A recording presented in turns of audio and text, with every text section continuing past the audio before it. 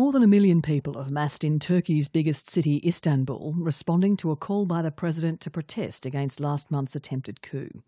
It's the biggest demonstration yet since President Recep Tayyip Erdogan survived the military-backed plot.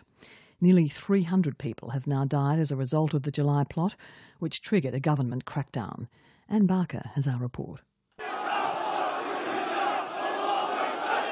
Turkey has never seen a crowd like it. Istanbul was a sea of red as 1 million or more people took to the streets waving the Turkish flag. They turned out as one to denounce last month's failed coup and show solidarity with President Erdogan.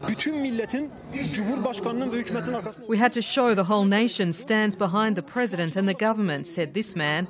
It's also important because we assigned this government to govern us. It wouldn't be acceptable not to stand behind them on that day. We had to stand behind the people we elected. That's why, since that day, we're gathering in the squares.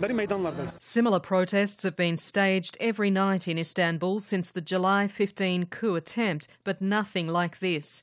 It was President Erdogan himself who called his supporters onto the streets as a show of strength in the face of mounting criticism of his widespread crackdown against those who plotted the coup.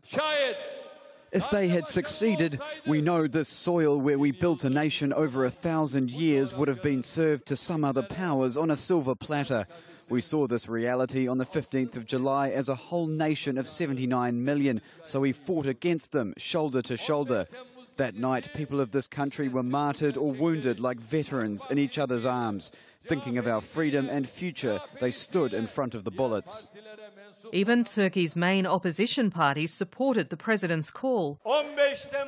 July 15 opened a new door of compromise, said Kemal Kılıçdaroğlu, leader of the Republican People's Party. There's a new Turkey after July 15th. If we can further develop this compromise, we'll leave a beautiful country to our children. Thousands of soldiers and civil servants remain in detention or under investigation for supporting the coup attempt, prompting fears in the US and Europe that President Erdogan is simply using the crisis to tighten his grip on power.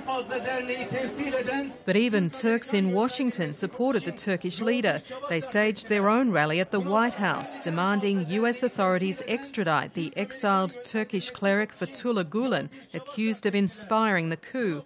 In Istanbul, General Hulusi Akar, Chief of General Staff, vowed the Muslim cleric would be punished. The traitors who inflicted this disgrace on the Turkish Republic, the Turkish people and the Turkish armed forces, who have a glorious past, will be punished in the harshest way. Nobody should doubt that. President Erdogan is still not ruling out a return to the death penalty if the Turkish parliament votes in favour. Anne Barker reporting.